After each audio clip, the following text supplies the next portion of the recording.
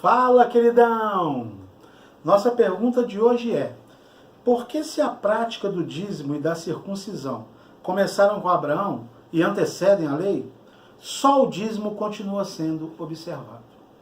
Bem, para começo de conversa, é bom a gente lembrar que o Antigo Testamento sempre precisa ser relido à luz de Cristo, à luz da nova aliança. Nós precisamos observar como práticas, mandamentos são finalizados, vamos dizer assim, no Novo Testamento.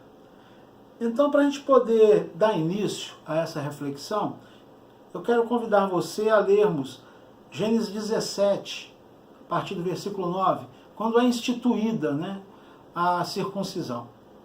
Disse mais Deus a Abraão: ora, quanto a ti, guardarás o meu pacto, tu e a tua descendência, depois de ti, nas suas gerações. Este é o meu pacto, ou seja, a minha aliança, que guardareis entre mim e vós, e a tua descendência depois de ti. Todo varão entre vós será circuncidado. Será circuncidado na carne do prepúcio. E isto será por sinal de aliança entre mim e vós. À idade de 8 dias, todo varão dentre vós será circuncidado por todas as vossas gerações, tanto o nascido em casa, como o comprado por dinheiro, a qualquer estrangeiro que não for da tua linhagem. No versículo 23 deste capítulo diz assim: logo tomou Abraão a seu filho Ismael, e a todos os nascidos na sua casa, e a todos os comprados por seu dinheiro, todo varão entre os da casa de Abraão, e lhe circuncidou a carne do prepúcio, naquele mesmo dia, como Deus lhe ordenara.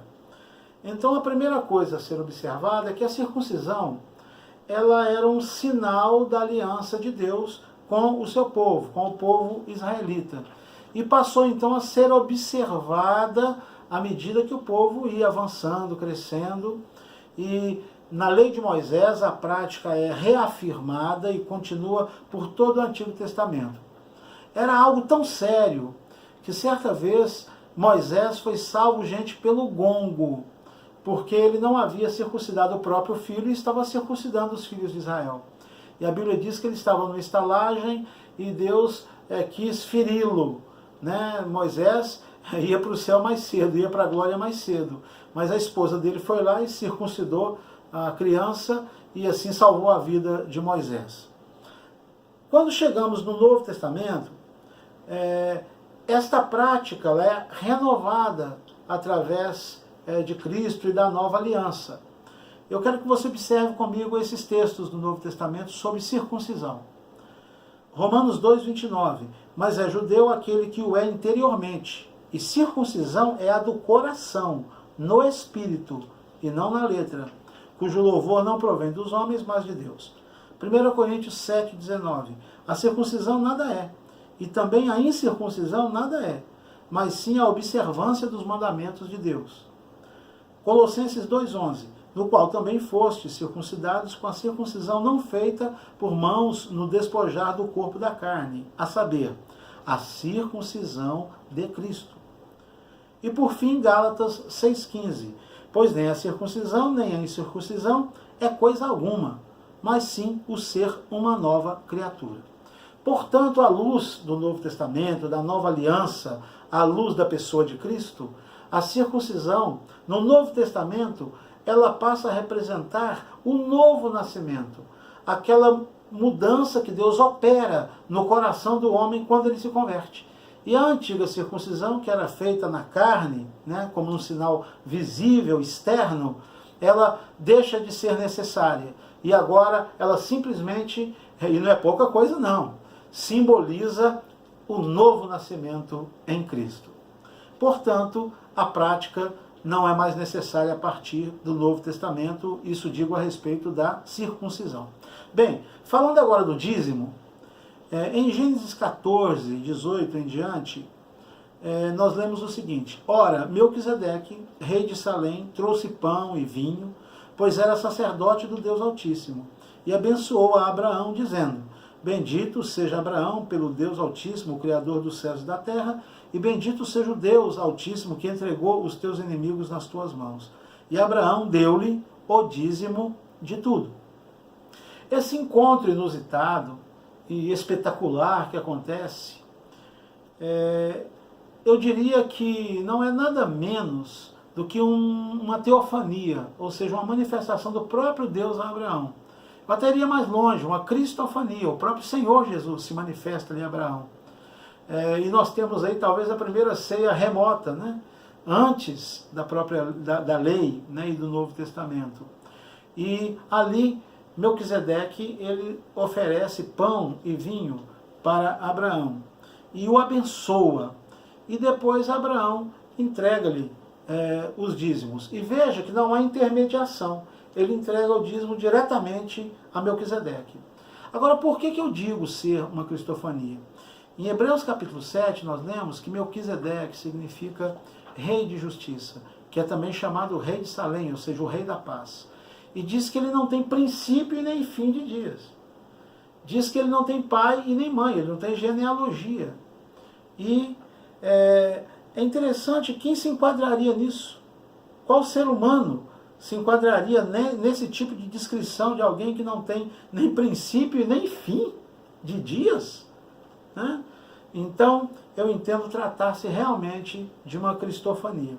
E nesse momento, nesse encontro, fica marcado o início, então, né, da entrega dos dízimos, porque mais tarde você vê Jacó também o fazendo, e você vê a lei de Moisés também confirmando a prática dos dízimos. Por exemplo, Deuteronômio 14, 22, certamente darás os dízimos de todo o produto da tua semente, que cada ano se recolher no campo.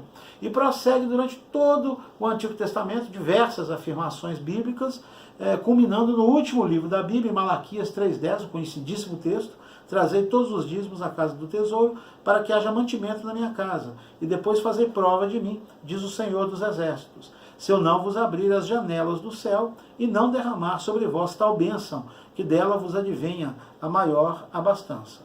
Portanto, a prática, ela transcorre durante todo o Antigo Testamento.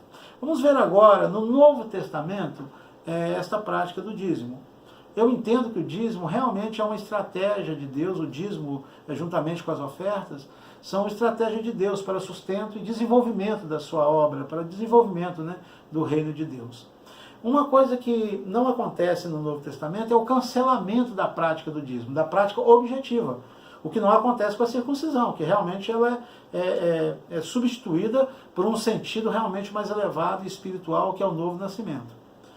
Mateus 23, 23, Jesus, o próprio Jesus, diz assim: ai de vós, escribas e fariseus, hipócritas, porque dais o dízimo do hortelã, do endro e do cominho, e tendes omitido o que há de mais importante na lei, a saber, a justiça, a misericórdia e a fé. Essas coisas, porém, devíeis fazer sem omitir aquelas. Então Jesus aqui, ele coloca o dízimo no seu devido lugar. Ele mostra que os fariseus estavam tentando substituir com o dízimo todas as demais práticas, né, de justiça, de uma vida santa, as práticas de fé, né, de confiança em Deus, de dedicação, de obediência a Deus, né, as práticas de misericórdia, de amor ao próximo. Eles dizimavam e achavam que estava tudo resolvido por isso.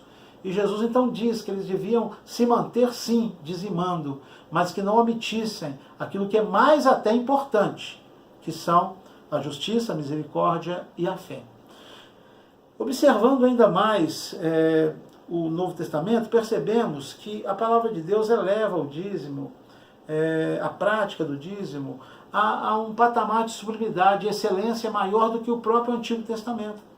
Porque, como eu já disse, quando Melquisedeque ele recebe os dízimos de Abraão, não há intermediação. É entre o próprio Senhor ali, que eu disse se tratar de uma cristofania, e Abraão. E quando lemos em Hebreus capítulo 7, versículos 8 em diante, a Bíblia diz assim: e aqui certamente recebem dízimos homens que morrem. Ali, porém, os recebe aquele de quem se testifica que vive. Olha que coisa interessante. No sacerdócio levítico, quem recebia os dízimos, intermediava o dízimo entre Deus, né, e os homens, eram seres humanos, eram sacerdotes. Mas quando se trata de Melquisedeque, a Bíblia afirma que ali, nesse caso, né, de Melquisedeque, era o próprio Senhor que vive para todo sempre, que recebe os dízimos pessoalmente. E então, aqui em Hebreus, no Novo Testamento, se remonta ao que aconteceu com Abraão, quando ele entrega os dízimos diretamente ao Senhor. Então, o que acontece, gente? É o seguinte: quando você entrega um dízimo de coração, com sinceridade, com gratidão diante de Deus, apesar de você entregar numa salva ou num gasofilácio, né, ou seja, como for, quem está recebendo o seu dízimo pessoalmente, diretamente, é o próprio Senhor Jesus, aquele que vive. Que coisa maravilhosa! E por fim diz aqui nos versículos 9 em diante: e por assim dizer, por meio de Abraão até Levi, que recebe dízimos, pagou dízimos. Porquanto ele estava ainda nos lombos de seu pai, quando Melquisedeque saiu ao encontro deste. Quando Abraão entrega o dízimo a Melquisedeque, ele está abençoando toda a sua posteridade. Até Levi, que viria bem depois, sendo filho já de Jacó, né? E de onde depois teria o sacerdócio levítico, né? Já na época de Moisés. E diz aqui que quando Abraão entrega, ele está abençoando toda essa descendência. Então veja, né, o poder abençoador do dízimo. Né? Não que ele possa substituir as outras práticas e atitudes de fé que temos que ter diante de Deus, mas ele tem um valor muito grande. Portanto, por isso a circuncisão, né, ela não, no sentido objetivo, ela não precisa ser praticada realmente a partir da nova aliança, mas o dízimo permanece. Dizimemos com alegria. Falou, queridão! Deus abençoe!